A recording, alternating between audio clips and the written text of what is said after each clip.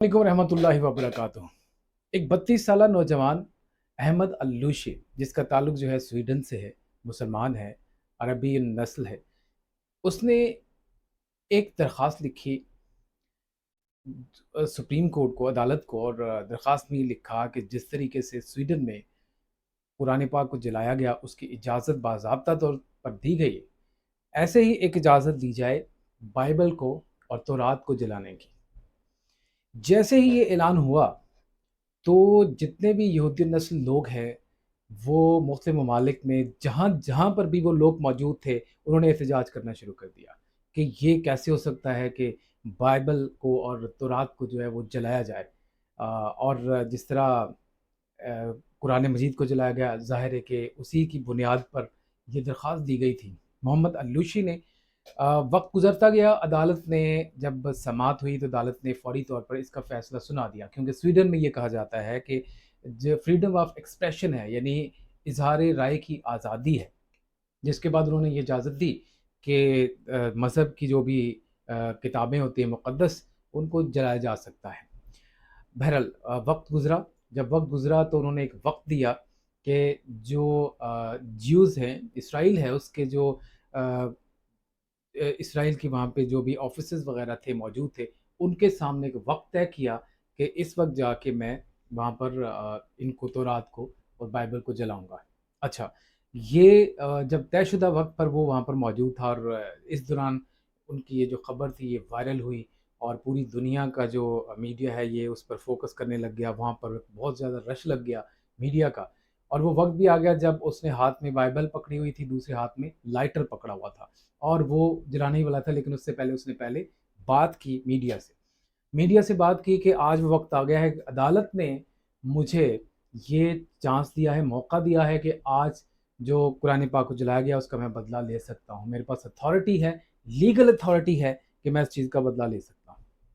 और फिर ऐसा हुआ कि उसने साथ ही कहा कि लेकिन मैं मुसलमान हूँ, और मेरी तबीयत ऐसी नहीं है कि मैं बाइबल को या दूसरी आसमानी जो किताबें हैं उनको जलाऊँ।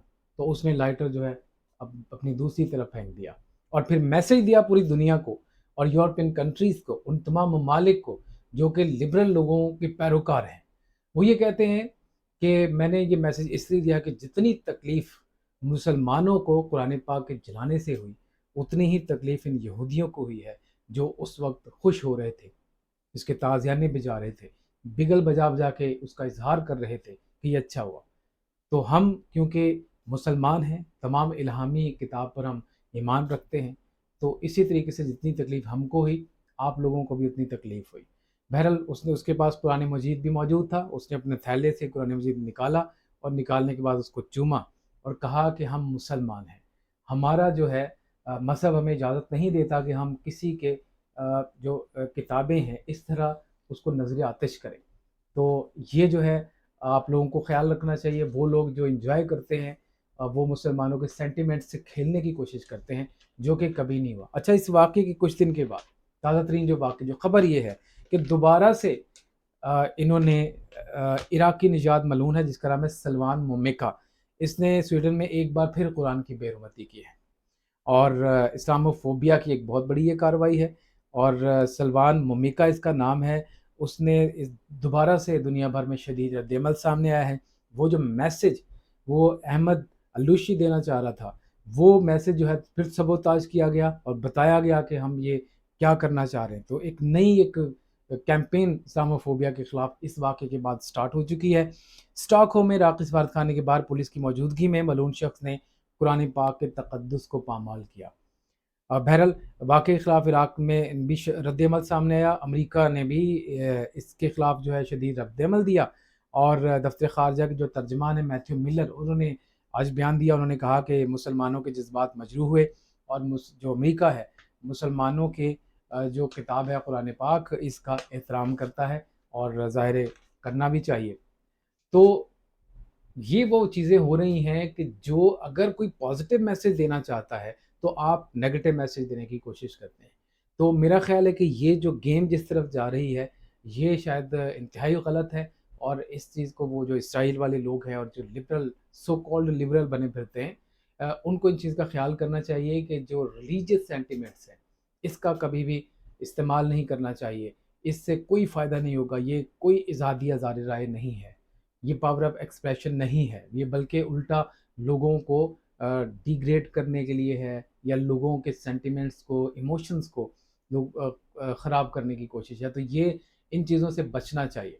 अगर अहमद अलूशी ने पॉजिटिव चीज़ करने की कोशिश की सिर्फ मैसेज देने के लिए, कि ये सिर्फ एक पैगाम है उन लोगों के लिए जो कि लिबरल बने फिरते हैं, कि हम आपके अगर किताब के साथ ये करने की कोशिश करते हैं, किया नहीं, क्योंकि ये हर मुसलमान का ईमान है, जितने भी इल्हामी किताबें हैं सब पे ईमान है, बाद में मुसलमान बनते हैं।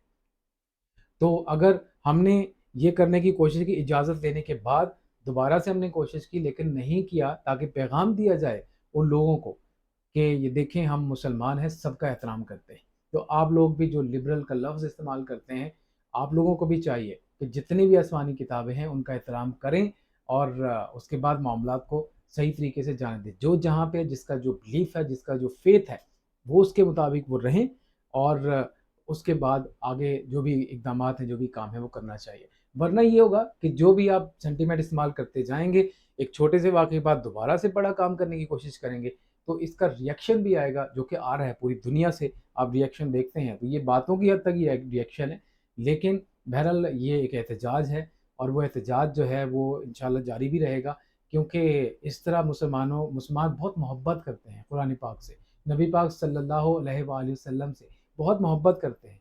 तो आप किसी की मोहब्बत को, किसी के इमोशन को ठेस पहुँचाकर कौन सा कोई लिबरलिज़्म का नया काम कर रहे हैं, जो ये कि सही नहीं है, ये इंतहाई गलत है।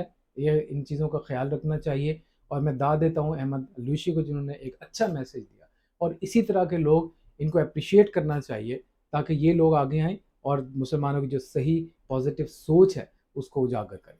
Thank you very much.